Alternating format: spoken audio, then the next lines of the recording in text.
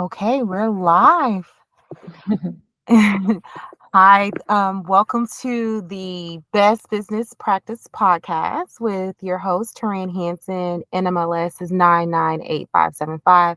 And I have our co host here with us today, Mrs. Katie Leo. I'm excited for her to be a part of our Women's Month. And on our Women's Month, we are going to present a grant writing tips to you all.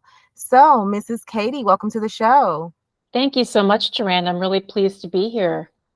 That's great. So, do you want me to do the honors of letting them know about your background, or can you give us that long repertoire? Sure, I can outline a little bit of my history. Yes, so my name is Katie Hay Leo, and I am a professional fundraiser. So I've been working for nonprofits all around the country, actually, for over a decade. I started out as an actor and a writer in Minneapolis, Minnesota, and that's where I first learned how to write grant proposals and then started working with different nonprofit organizations. And I actually moved around the country a little bit. So I was in Minnesota for a long time and then ended up working for a domestic violence agency in Phoenix, Arizona, where I was working on their annual fundraising appeals. I did a lot of fundraising through galas and events, and then eventually went into direct asks, which means you sit down with donors and ask them for funds. I did that with the ACLU in Arizona as well as South Carolina, where I was living in Charleston. And now I'm based out of Savannah, Georgia. And I actually work for an organization in Washington, D.C. That is exciting, Miss Katie. I am super excited to have you here on the Best Business Podcast just because we need key experts like you to impact our community with information that is pertinent, that's hot off the press, that is trusted and has proven systems that work. So I'm super excited to dive in today's session. And I know I did a quick overview of what all this entails when we are talking about grant writing and the tips that goes into it. We want to make sure that you have your overview of your organization. We want for our listeners, we want to make sure that you're clear on your mission statement and your why. We want to make sure that you know about your explanation of need, your programs and services are organized well in your documentation, and that your budgets make sense. In this, I am going to make sure that we reference all of these. I'm going to have some sites and some links somewhere near this audio that you can download, as well as the slide deck you're welcome to have. So let's dive right into it. Mrs. Katie, what do we need to know about understanding grant writing? Sure. Yes. So grant writing, it can seem kind of scary, but it's actually pretty easy once you start learning. It's kind of like its own special language in some ways. And this is why I feel really passionate about sharing knowledge within our communities, because I feel like grant writing and writing in general, I mean, it's kind of hard and it can seem sort of daunting at first because let's face it, like our communities don't always have access to resources, and we haven't been the knowledge hasn't been shared on how to and where to get money. But we need money, and we're the ones on the ground who are providing the services, and we understand our community's needs. So I think it's really important that we should be able to have access and break down the barriers to money, because the money is out there, and we need to have the tools for accessing that money. So that's where grants come into play. I know primarily about nonprofit grants. So this is for people who are doing the really, really important work in their community to serve, to make sure that the community has all the things it needs, whether that's housing, whether that is healthcare, you know, education, things like that. Those all fall under nonprofits. So nonprofits are basically organizations that have that 501c3 tax exempt status from the IRS, and that enables you to apply for funding from different sources. Um, Sometimes if you are not quite ready, if you're like a one person organization that just started to provide services in your community and you're not quite ready to get your 501c3 status, you can actually work through something called a fiscal sponsor or fiscal agent. And that's actually a nonprofit that does have that 501c3 status, but is willing to uh, get that money on your behalf, deal with all the taxes, and then basically transfer the money to your organization. We can talk about that a little bit later in the podcast.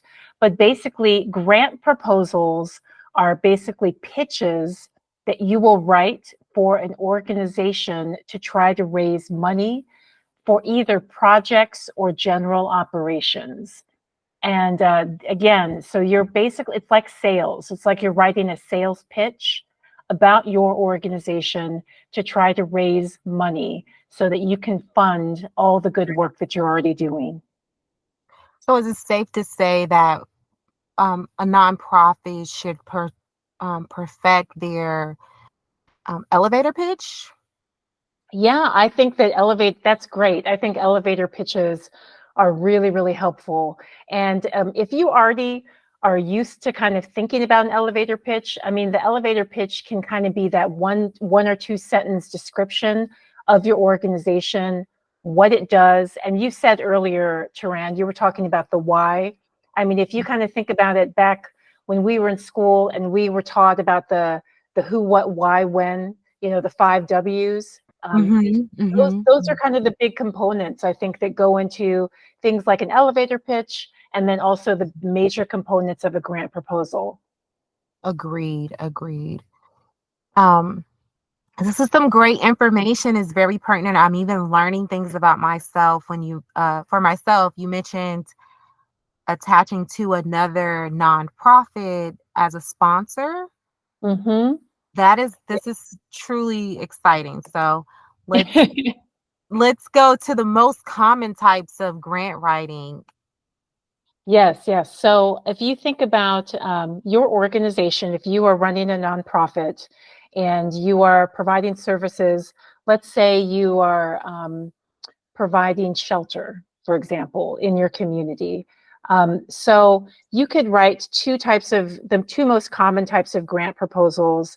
And then let's say you are trying to get money from a state government to help fund your organization. So you could write money for a general operating grant when that means that that's money that you can use towards salaries. And we all know that people who work in nonprofits normally they don't get paid as well as like for profit. Let's say people who work in like the tech industry. And it's really, really important that nonprofit workers, people who are doing that important work, get paid. We want to make sure that people who are bringing all that passion, all of those skills, and all of those relationships get paid what they're worth. That's where a general operating grant can come into play. So, general operating grants can cover things like salaries, they can also cover things like rent. So, again, if you're operating a shelter, you want to make sure that you have the money to pay the bills, to pay for the lights and the heat and whatever else is necessary for keeping that shelter going. Things like insurance, those sorts of things. Anything that's included in overhead, that can go towards those. That can be included in those general operating requests for funding. The other most common type of grant proposal or request for funding is for projects, or it can also be called a program grant. And those are specifically for services. So let's say, again, if you're going from that example of a shelter, um, and you have a project specifically, let's say you also want to provide an educational group. You're running like a weekly group for people who are staying in your shelter where they learn things like, let's say they learn financial literacy, or it could even be like a group that teaches self-esteem or empowerment or how to let's see what are kinds of the services that are available to them. So that's a specific project that you want to raise funds for. So when you write a proposal to ask for money for that project, all of the funds that you received are supposed to go specifically to that project. That is definitely understand. So with the salaries, I do just want to key in on that. Do you know a certain percentage around if you are awarded a grant, how much should go towards salaries or an individual salary? That's a really great question. Generally speaking, funders will often look at budgets and want to make sure that salaries are within a certain percentage. Sometimes people are very sensitive and they want to make sure that salaries aren't more than 25% of the total budget, for example. But I Mhm. always like to tell people, and I really try to educate funders on the other side, the people who are making these decisions about funding, that the salaries should be the most important part of the organization, because you want to retain people. You want to make sure that you're paying people a good salary so that they will stay working in that industry. But again, for a lot of funders, they do say that they want to look at no more than 25% of a proposal will go towards salaries, and that means general operating I'm talking about. Agreed. Agreed. And then just another thing, just so, because I know a lot of these nonprofits may be new. So pulling that form 990 and being able to see where the funds went, who donated funds, is it safe for if they're doing project or generating operating budgets and getting approved for an operating budget and a project budget? Should they not mix the salary piece? Can they overstack their salaries to make up for the lack of income, or how does that work so they can be in compliance? So I want to make sure that I'm understanding your question. So if, let's say that you have a certain pot that of your budget that is covering salaries for all of your employees, but you also are writing a grant proposal for a project that those same employees are working on, you can allocate a certain percentage of that project budget towards covering the salaries of your employees, so that, you know, if it makes sense, some of the employees' salaries being covered under the general operations, but some of the employees' salaries being covered on the specific project grant.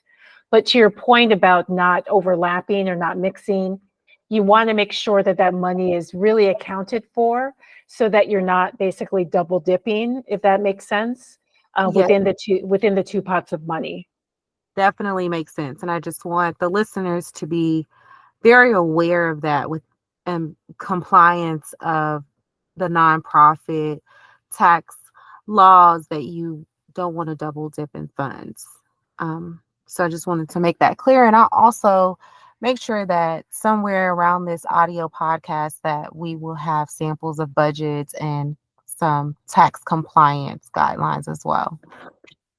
So I also want to go into our next slide about the potential sources of grant writing.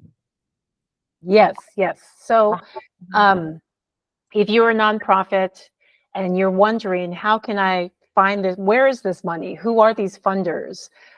So these are some potential sources of funding that you would apply for funding from, if that makes sense. So Mhm. on one hand, one bucket is foundations.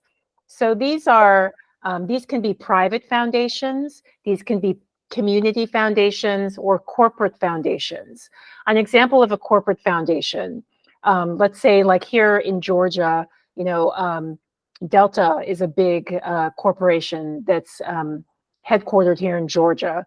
So oftentimes, big corporations will have a certain segment of its organization that is designated. It has its own budget, and it's designated for community. So if you are wondering, if you're like a nonprofit organization that's based in Georgia, If you're wondering, let's say if Delta has community funding that you would be eligible to apply for, you would want to go on the Delta website and kind of look around and see if they have something on its website that's called like community or giving back. You know, that's those are often the terms that they might be headlined under. Or you can do a Google search for Delta Foundation or Delta Community Giving or Delta Grants for Community. Those are some of the keywords that you could be looking for and see if they do have funding that they provide. And then you also want to do some research and see if your work falls within those guidelines, those priorities. So every foundation will have its own priorities based on whatever they have defined. And sometimes it will have to align with what the organization is doing.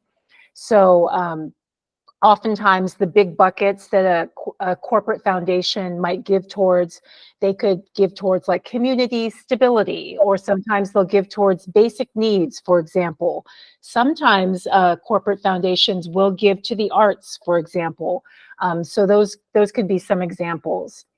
Community foundations are things like, I know the Atlanta area has its own community foundation.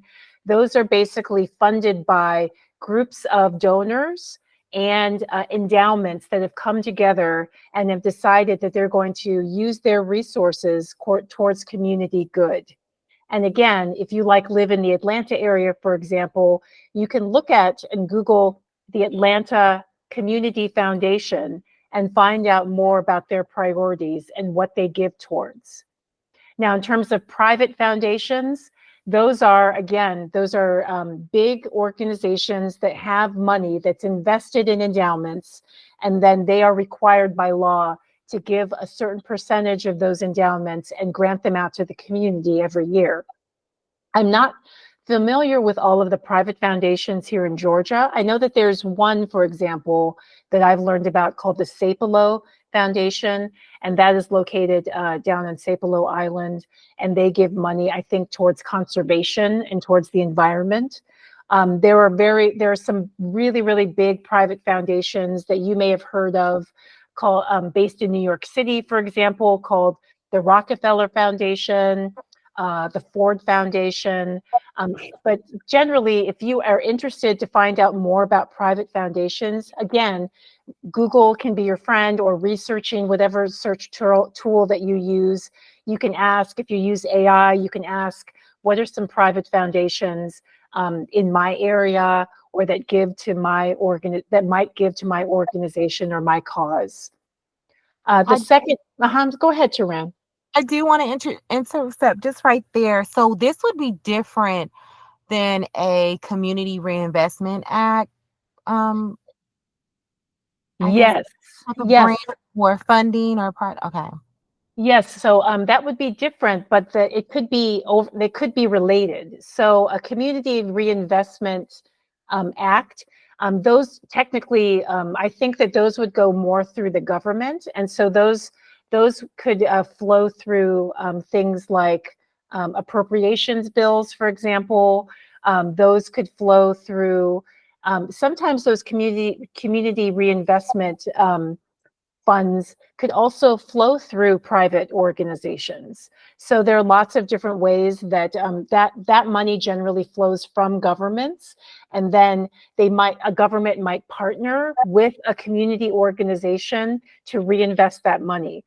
So let's say, for example, I'm trying to think. So I came from Minnesota before I moved down here to Georgia, and we had a lot of those sorts of public-private partnerships up in Minnesota. And so let's say there was a community-based organization that's a nonprofit that serves a neighborhood. There was a neighborhood up in Minneapolis called the Phillips community. It was based in South Minneapolis. Mm-hmm.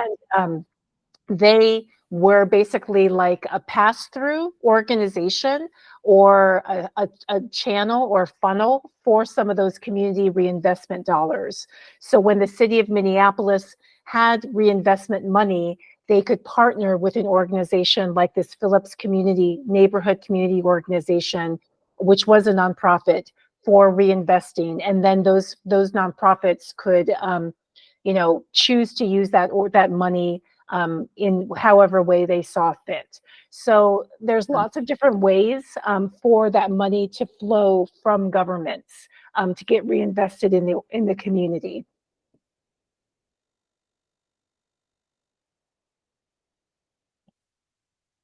Sorry. I know you were going to the local groups organization before I cut you off. Sorry for stopping your train of No, thought. no problem. These are really, really great questions. I love the questions. Yeah, before we jump into local groups, I just wanted to touch again. So we already kind of touched a little bit on government when you were asking about community and reinvestment. There are Mhm. also some specific grants that you can apply for through city, state, and federal governments. And again, it really depends on the type of a nonprofit organization you are. So, for example, I did a lot of work in the past with arts organizations. So, arts organizations, you might have local money so there might be, for example, some arts funders based in Georgia or around the South where you can apply for small amounts of money to fund let's say you have a production or you have a program, an arts program where you go out into schools, for example, and work with kids. That could be funding that you could apply for. Also, when I worked for the Domestic Violence Agency, those federal or state money, those flowed through what's called the Violence Against Women Act, and those were allocated through different state agencies, and we would apply through different municipalities for money, and those are different ways. Different channels basically of funding, but it was a very similar process where you'd have to write a grant application and submit it to that funding organization. So again, you can have government money, and it's really up to the organization to try to figure out what are those resources and what are the requirements for applying for the funding. And then again, uh, there are these local groups that you can apply for. So these could include, let's say, like a local neighborhood association. So here in Savannah, for example, if you're an organization that's working downtown, they have this thing called the Savannah Downtown Neighborhood Association. They offer small grants to local organizations that are serving a community need. And so you can go on their website, you can find out what the application process is, and you can apply for that funding. Other things that you can apply for locally might be, let's say that you are throwing an event, a fundraising event for your organization. I really encourage you to reach out to local organizations and ask them if they ever donate to local nonprofits. If you're a school or if you're like a team, for example, that serves youth, local organizations will often be willing to give and donate to anything that serves youth, that serves local youth. So it's really up to you to reach out to, let's say, like a local restaurant or a children's museum or some of these local businesses. Like there's this local trampoline park, for example, that I reached out to when I was helping with my local church fundraiser. And they actually did donate some VIP passes, for example, to our silent auction. So you never know who might be willing to donate to your organization.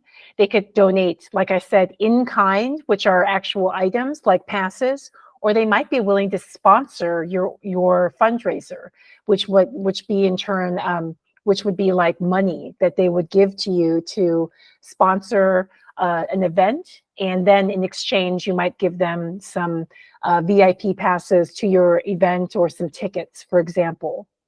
And the last thing you can think about is like trade groups. So there are lots of trade groups that are still in operation that might be willing to give money or resources or sponsorships to your organization.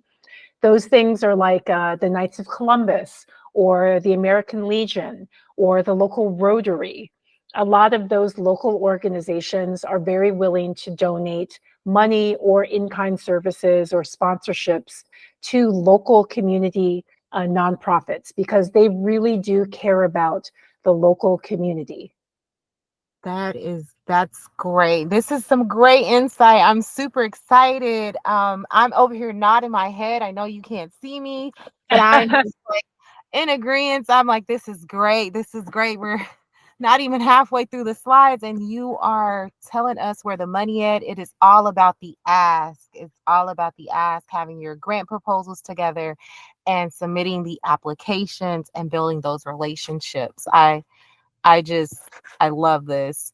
I think you kind of cover a little bit of the typical grant process, but maybe if we can just go through how that looks, because I know sometimes I get confused when I hear people saying, "Oh, we need a grant writer. We need a grant writer," and I'm like, "Why do you need a grant writer when all you have to do is have your request for proposal, your budget, your letter of inquiry?"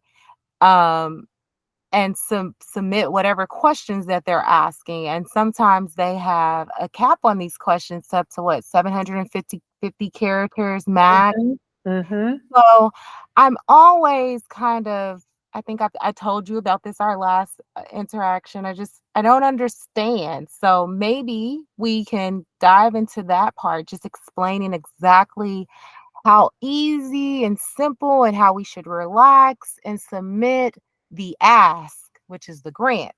Yes, yes, I love it. I love it. It's all about the ask. So, yes, so I think that you should all feel empowered, because you're doing the great work again, and you know your community, and you understand that the work you're doing is important. And so I really encourage folks to utilize the internet to research, first of all, try to find, and like I said, try to find different sources of funding. Google, foundations, funders, grants in my area. Try all kinds of different ways under all the different sources that I just talked about to see what's out there. And then look around on their websites, look under community giving, find out what priorities they have for their grants, for their funding, and then oftentimes they will identify exactly how you need to submit your information to them. So let them tell you what they need and then follow their lead, basically. So if they have a request for proposal, then you have to follow that request for proposal. If they want you to submit a letter of intent or the letter of inquiry first, then you have to do that. Or if they want you to call them, and oftentimes, with especially big private foundations, they might be willing to have a conversation with you first before you even apply. So Agree. you can call them and feel empowered again, because really, you know best what you're doing. So you can call them, ask them, find out if what they need, what they're interested in, what are their priorities, and have a conversation with them before you even submit a proposal. Then, when you look at the proposal, just like you said, Turan, oftentimes they will have very, very specific criteria and restrictions on what you can say. So it's really helpful to you open up a Word doc to write things out, write out your answer to their questions, and then use the Word doc, the Word function, to find out how many characters your answer is, and then do some editing to make sure that you fit within their required characters. And oftentimes, like you said, they will have very, very strict character limits on how long your answer should be. So that goes back to what you talked about originally, that whole elevator pitch. You're always trying to make things really clear and concise and short, to not use too many extra words. When I write a grant proposal, I really try to take out adjectives, for example, and to use really, really strong verbs. And a strong verb will help you, so that you don't have to use unnecessary adjectives, for example. So when you're talking about what your work does, it's like, we serve the community, we meet the community's needs, we offer, we address. You know, you're really thinking about those verbs as a way of driving the description of what your work does, and that's how you can help kind of narrow down all the different characters you're using when you're filling out those applications. And then if all goes well, you get the awards. You get the awards of the funds. It's really exciting. Yes, And it then is. eventually, you'll go through all of your program. You'll be able to do your work, and then at the back end, after about a year, you will have to usually submit a report on what you did with the money. Isn't it safe to say I love the follow-up that you had with the report and submit your budgets, your receipts, and the proof of work, of evidence of work. I love that follow up because if you do this piece right, you invite your funder to an event, you Hmm. buy them with two free tickets to something, you give them something tangible from a um, an initiative that you were able to impact a community resident, and you let them know that hands on. You maybe have your own gala and you let them know, hey, we're going to give you an award for your fund. Then you do a press release and let them know about the impact that this grant has done to your nonprofit as well as the community that you serve. This right here can tie in and help you have leverage for your next grant to come, as well as grantors are friends with other grantors. So they're always talking and your name is out there, your follow-up is there, and then it's so much easier to submit for the next grant. Taran, I absolutely love what you just said, because what you're talking about is relationship building. And that's kind of the foundation of any fundraising. Yes, the grant, writing a grant, all this technical stuff, I mean, that is important too. But the bottom line is that fundraising is relationship building. So everything you just talked about, which is how to steward a grant, how to keep in touch with funders, invite them to things, check in with them, and help them understand how providing funding to you helps them because it makes them look good. That you are connecting them to your community as well. So all of what you just talked about is how you continue that relationship with a funder. That's perfect. This is so great. Thank you so much, Miss Katie. I'm just in love with this whole presentation. Um, the key components of a successful grant proposal narratives, I definitely want to dive into this.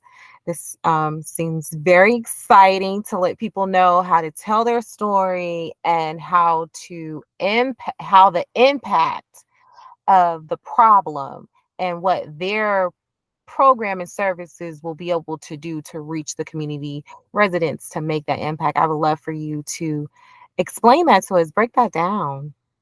Yes, yes. So, key components of a grant narrative, very, very common, and you'll see this across almost any grant application that you are working on, would be an overview of the organization.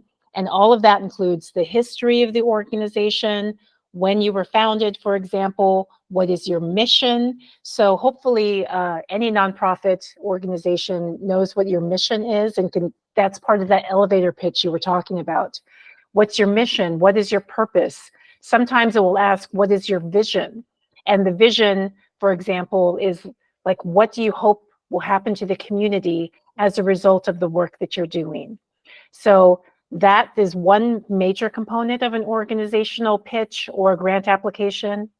The next common question is, what is the need? You might see in a grant application, describe the need, describe the opportunity, for example. That could be another way that they ask, what's the need? What's the opportunity? It goes back to what you were talking about early on, those what, when, why. So the opportunity or the need answers that question of why. And it's great if you can also include when. So if you can talk about why it's necessary, but Mhm. also why now? Why now? I always talk about that that specific question of now. Why is now the most important time for your work? Why is it so important that your community need gets addressed right now? If you can answer that crucial question about timeliness, that makes your proposal really, really compelling. And you can use like statistics, for example, to illustrate the need. You can talk about events, for example, that have led up to this need. You can talk about, why your community really has faced barriers to addressing this need. All of that can be part of addressing why now, answering that question.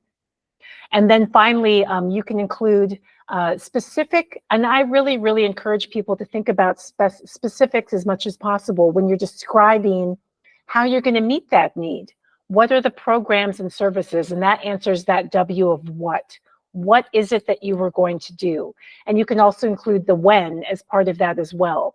So what's the plan for how you're going to provide these services? What's the timeline? Is it something you're going to be doing over a year? How often are you going to be providing these services? Are you going to be providing them monthly, quarterly, on a weekly basis, every night? For how long, for example? And then how often? So all of those details are really important to include in your proposal narrative. And then finally, and we can talk about this later in a later slide, Taran, but you're correct. If you can also talk about another component of a grant narrative is the impact, how you're going to measure the impact of what you're doing. This is exciting. I know I keep saying that. I just don't even know what those. I'm blown away. I want to go back to one thing that you said, because when you said metrics, it is that's me. I love data. I love numbers. I know numbers. When I see I see so many different numbers in my head, and I get confused. And I know other grant writers and nonprofit or directors and community organizers, they're always asking, well, what are the trusted numbers that they want to see, or what's the trusted sites where we can get this data from so we can prove these metrics? Because you can go to one site and research would have this, and then you go to the US Census Bureau and it contradicts that. And what sites do you feel are good sites for nonprofit, besides Moody's, because I know that costs money, analytics for people to have that? What other sites do you suggest?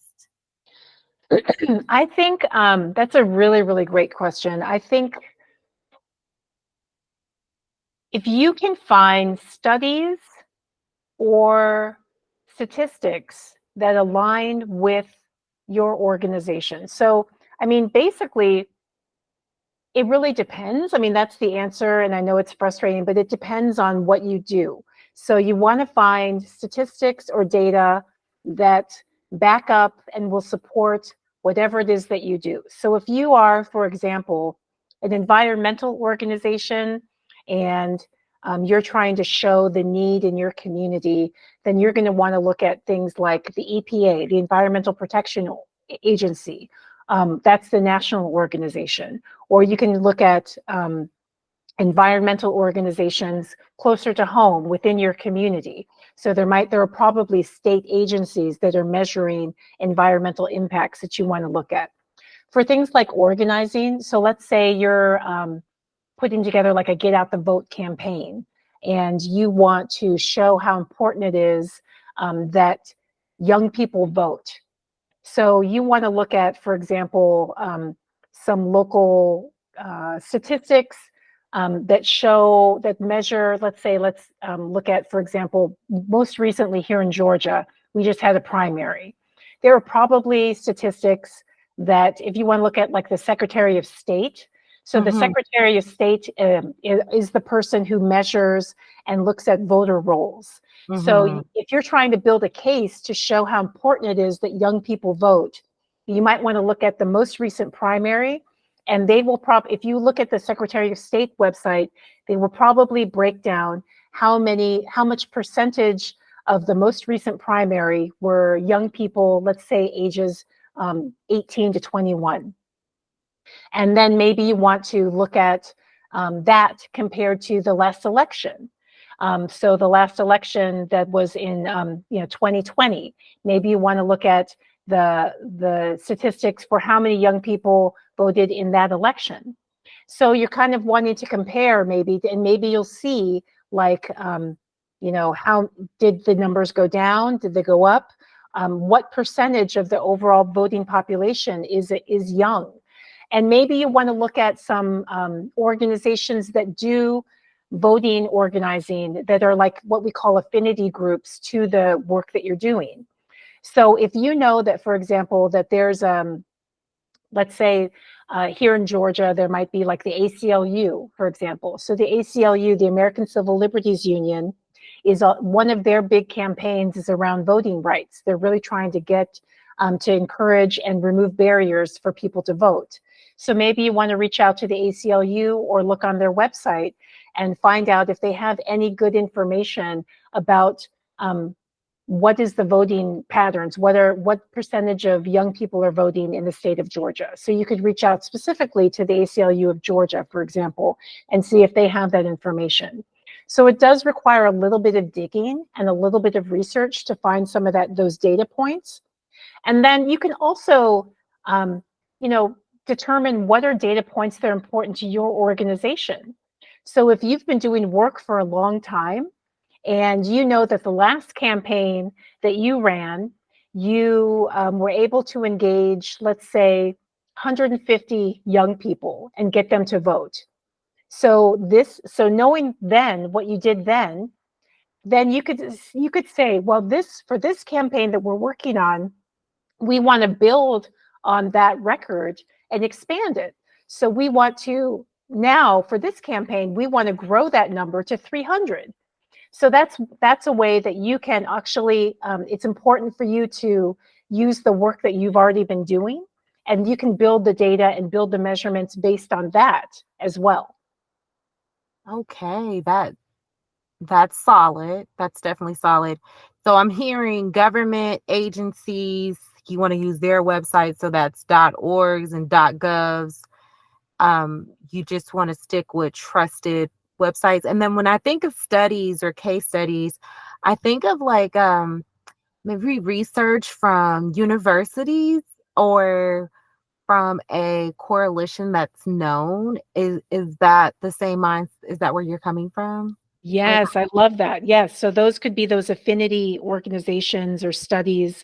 Yes, so the organization I work for now works in the food space. So we work on food nutrition, and we use studies all the time to build the case for why our work is important.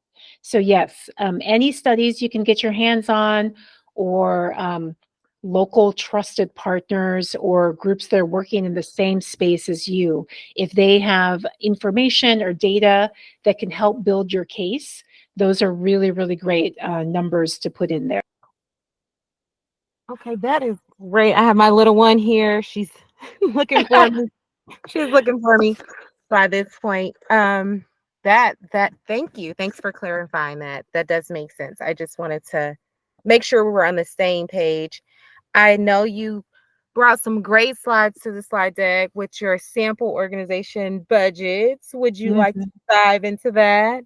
Sure, and we don't have to dive too deeply into it, but the big things to know are that if you're applying for an organizational or a general operating grant, you're going to be asked to provide an organizational budget. And that's just like the big picture, just like the way that anyone understands a budget. So you want to make sure to show where your income is coming from, and then where your expenses are going out, basically. Where are you getting money from, and then what are you using your money towards? And that's you're going to show all the different sources of the income for your organization, and then basically all the line items that you're spending money on. Okay, that is a great sample. You guys can take a look at that and have it. I'll make sure I try to find some link that can link to another one for our listeners. Also, we have a sample project budget. Yes, yes. And so that's very similar. So for project grants or program grants, you are most likely going to be asked to submit both an organizational grant and a project budget. I'm sorry, both an organizational budget and a project budget. For general operation grants, you'll just be asked to submit the organizational budget. But because if you are asking for project funding, they're also going to want to see how specifically you are going to be spending the money you're requesting for that project. So let's say your organizational budget is like $200,000, but your project that you're applying for is just $30,000. They're going to ask to see how you're going to spend that $30,000. And if you are asking for money from many different organizations, you're going to want to include all the different organizations that you have applied for or that you are receiving money for that project. And here's a little tip. Oftentimes, funders, they don't want to be the only organization that's funding your project. They also don't want to be the only organization that's funding your organization. So if you can show that you are pulling money from a diversified source of income, that's going to look good because they're going to feel better about, oh, okay, I see. They're not just relying on us for all their money. They've got these other sources of income. So if you can show that in your project budget as well as your organizational budget, it's going to help your proposal. And when we say show that, just meaning add that into the budget sources, correct? Yep, exactly, exactly. Um, this is great information, Ms. K. This is great information. So, the other considerations of your proposal, would you like to dive into that? Sure, we can just touch on these quickly. So a lot of times funders want to know if you're working with someone else. And oftentimes that looks really good, again, to a potential funder. Again, if you're thinking about funders, whether that's a government funder, a foundation, corporation, they want to minimize risk. They want to see that you have lots of relationships. Again, that goes back, we can touch upon, again, the budget. They want to see that you have lots of different sources of revenue. So if you're partnering with another organization, that looks good to a potential funder. So let's say you are a voting rights organization, especially if you're brand new or you don't have a long track record. If you're partnering with another organization that's helping to provide some services that you alone cannot provide, it helps strengthen your organization. So if you think about, if you can show some strategic partnerships, that always does help. It's not always necessary, but it can help strengthen your proposal. Sorry, Miss Kate. I'm sorry, Miss Kate. Your last like 10 seconds went out. Oh, okay. So just it's not necessary that you have partnerships in place, but it can help strengthen your proposal. Another thing that oftentimes grant proposals or grant RFPs will ask is what is unique about you or your project. Basically, they want to make sure that your project or your organization is not replicating something that already exists. So just, I would say, be ready to answer that question. What makes you unique in your community, or what makes the service that you are providing unique in your community? Another thing that a proposal will sometimes ask is, what risks are you considering? What are the risks that could prevent you from being able to complete your work? And then they'll ask you to talk about how you're mitigating that risk or how you are anticipating or trying to address that risk. Oftentimes, the risks might include, for example, a lack of staff. So if you're like a one-person organization, maybe it's harder for you to complete all the work. So that's where those strategic partnerships can come into play. Those partnerships might help you complete the work if you're really under-resourced. Other risks could include, for example, the economy. We don't know how the economy is going to go. So perhaps Um, you're not quite sure if you're going to be able to continue operating. And so, how you might meet that risk, for example, is you have several proposals out for funding, and maybe you also have invested some of your money, or you're keeping it into a savings account and you're not spending it. That's another way that you are mitigating the risk that could come up because of an economy, the bad economy. Another thing that grant proposals will ask for, and you had mentioned this earlier on, Turan, is the outcomes. How will you make sure that you have measured what effect your work has on the community? So, how will you know that your organization or your project has met the need in your community that you said you would? And I know we're getting short on time, but I just wanted to also say with the outcome, a great way to really measure that would be through surveys. That's a question that I'm posing. Absolutely. Those are fantastic ways to measure the outcome. So, for example, if you're providing a service for a particular group of people, you could do an initial survey before you start the program to see what the needs are, to ask them what they need, and to let your participants in your program identify what they need. So you could do a survey at the beginning, you can do a survey in the middle of your program, and you can do a survey at the end to identify how satisfied they were with the service that you provided. And then for the measurement, you might say, well, we want to make sure that 80% of people who've answered our survey are satisfied with the service that they got. That's one measurement, for example. Perfect. Perfect. We are going to move right along to the we're going to get into the key components of a strong grant proposal. We got a summary here for us. We're going to wrap this on up. I think this has been a great podcast series for women, empowering them and grant writing, fundraising, nonprofit funding. They're nonprofits. We need to make sure, like you said, we are getting paid, that we are doing the ask, and we are going to just talk about the key components of a strong grant proposal.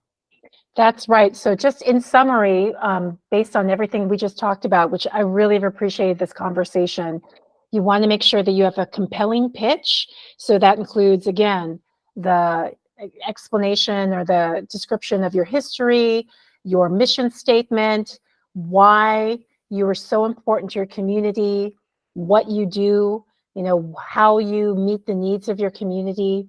You want to include a detailed plan. So that includes the timeline, all the services you're going to provide, what exactly basically you're going to do, and all the outcomes. So, again, going back to those metrics, those measurements, how did you know that you met the needs of your community? And how did your community change? How did that problem that you were trying to address get met? How did you answer that need with your work? This is perfect. This is just perfect. Um, Also, we're just going to move right along into more ways to fundraise through, like you mentioned earlier, Miss K, events, galas, car washes, silent auctions, appeal letters, the direct ask to donors, and crowdfunding like Kickstarter or GoFundMe. I've never used Kickstarter, so I know you said it's just like the GoFundMe platform. All they put in is just like some quick information, maybe a brief description of their company overview and how much they want to fundraise. Yes, yes. And the key thing about Kickstarter is that if you don't raise the money that you set as your goal, then you don't get the money. So that's the only problem with Kickstarter. There's Mm, another service called Indiegogo, and that one you can actually raise the money, but if you don't meet your goal, you can still get the money. okay. Yes, so that's really helpful. So I've used Indiegogo for my projects in the past, and that was nice. So even if you don't meet your goal, you're still going to get paid, basically. And I'll make sure that I drop that below. Also, Give Butter, that's Butter. They are having a March Madness now for nonprofits. If you apply and you fundraise and you raise 20,000, they'll do a match for another 20,000. So I'm Oh, gonna that's also great. link that below for as well for women. Did you want to say anything about the appeal letters or the Yeah. silent actions, just to give maybe an example? Yes, yeah, I'd love to. These are all really, really great examples. So just wanted to make sure that people understand that grant writing is just one way to raise money, but there are all these other ways that you can be raising money for your nonprofit. Events are fantastic. Events are really, really great for bringing people together, bringing the community together. As part of events, you can include silent auctions. And again, those are great ways to engage local businesses to donate items. So they could, like a theater company, could donate tickets, for example, that you auction off, and people go around and they bid on these auction items. And then that's how, and then your organization gets the money that they bid, for example, and then they get an item. Um, but it's really wonderful. They just events feel really good. There's kind of the thing to know about events is that there's kind of a low return on investment compared to the amount of effort that you put into it. So Mhm. that's the one thing to think about for events. The way to think about events, in my opinion, that's really helpful is like a friend raiser. So it's a way of bringing people together, and then you can follow up with people afterwards um, to keep them engaged. Like, for example, if you have people sign up for your event with an email, then you have captured all of their emails, and you can start emailing them newsletters, for example, or updates about your organization. So think of it as a way of collecting information about people who care about the work that you're doing. Appeal letters are really, really low lift for people, so they don't take a whole lot of effort. Um, for older generations, like people who are in Gen X or baby boomers, they're really, really used to getting these appeal letters in the mail.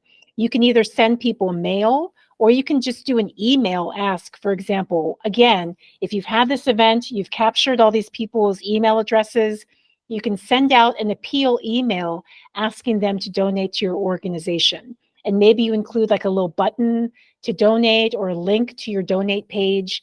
And that's a really, really easy, common way to get people to give money. And the thing to think about and to understand is that people who are used to that traditional old way of donating to nonprofits, they will generally think of fundraising as happening at the end of the year, the end of the calendar year. That's when nonprofits make the most, like like like I think it's like 70% of their fundraising happens in that end of the calendar year. And And again, they everybody's in the giving season as well. exactly, And that's exactly. good at giving. So yeah, that could be another reason. That is a great overview of what you do, and I appreciate you for sharing that insight. So I do just have one question. As you said you're doing a lot of research, vetting them. How are you guys adding, or how's the company adding value to the ask, that personal ask? Is it just through the organic conversation, or maybe is it just, I mean, is it just through the receipt that they donated to the organization, or is there more value going into the building the rapport with the individual?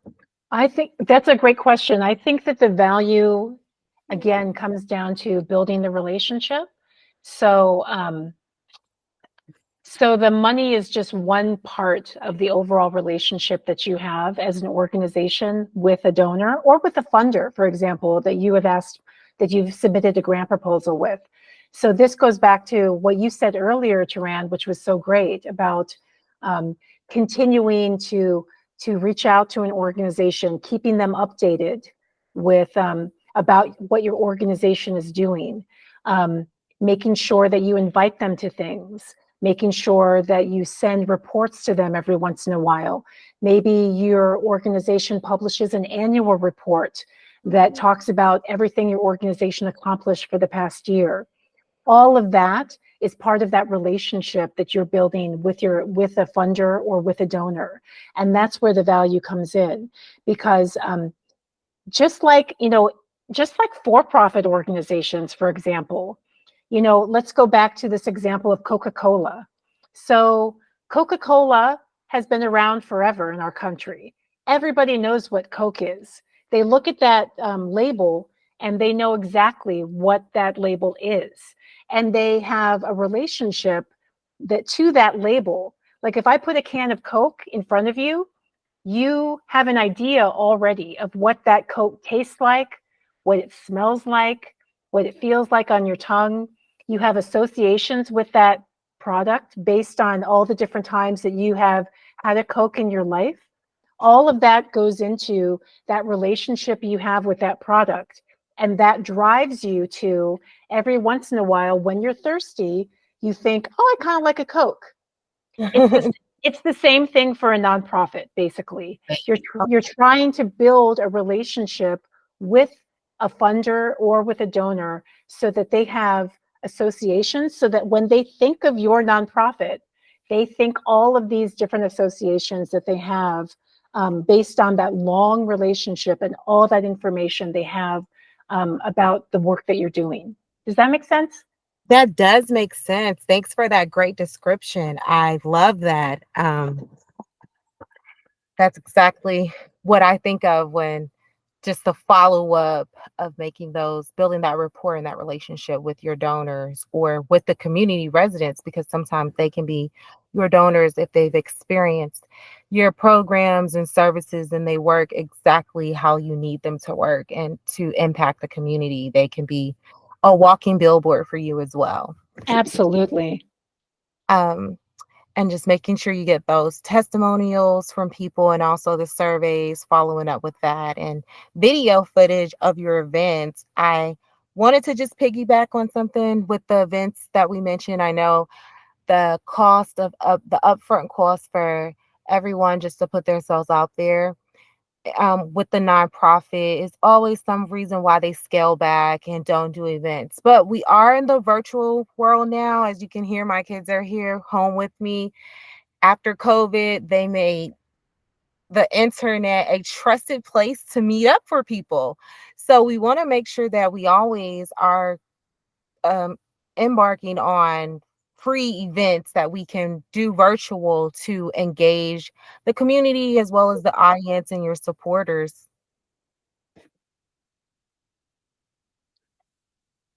Okay. Did I lose you? Just for a moment, but you're back.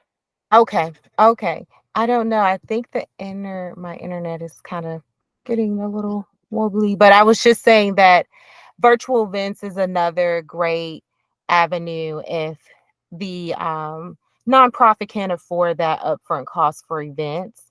But also with galas and car washes, letting the establishments know where you're going to be holding these events at, that you're a nonprofit, they can sometimes donate auditoriums and sides of their building to you where you don't have to pay. Absolutely. Yeah, I think you should always ask, like going back to the ask again, you can always ask and see if the thing about an ask, whether it's asking for money or asking for a donation or asking um, for space, is that the worst that someone can say is no, and it's not a big deal. So you might Yeah, as well ask. might as well ask because you can. I mean, in my mind, you ask 10 people, you get one yes. So you may not get the building for free, but you have food. So now you can go around to the local mom and pop stores or restaurants and ask them to donate one of their favorite dishes. Then you can ask Walmart to donate drinks. You have a nonprofit, you have the 501c3, so utilize it. Let the community know, let large corporations in the area know, other mom and pop companies know that, hey, we're doing this event and I would like for you all to sponsor in. I'm not asking you to sponsor the whole event, but hey, $100 dish or some chairs or like something for the silent auction, all of that works into making the event less inexpensive for the nonprofit. Sometimes down to nothing. That's right. So let's go move right in. This completes the end of the slide deck. So we are now done with the podcast. Here I have listed some information if you all need to get in contact with us at Lenders Plus Financial. It's info at Lenders Plus Financial. You can visit our website at www.lendersplusfinancial.com. Also, you can text us at our 24-hour text number, 818-296-9702. Again, my name is Toran Hanson. I am your host. My NMLS is 99857. I am a financial broker. We have an in-house mortgage brokerage where we are offering competitive pricing and rates for all community residents to make sure that home ownership is key. That is how we get paid. But we also like to make sure that we are bringing trusted information. And this is the Best Business Podcast. And I have my co host with me today, Mrs. Kate. I want to thank you so much for this wonderful presentation. Just to let the listeners know, Miss Kate also pushed me to do this. She helped me create the slide deck, and she is here to make an impact as well. These are the great people that we're meeting out in the community and make sure that we are bringing on a platform for you all to use them as a key expert.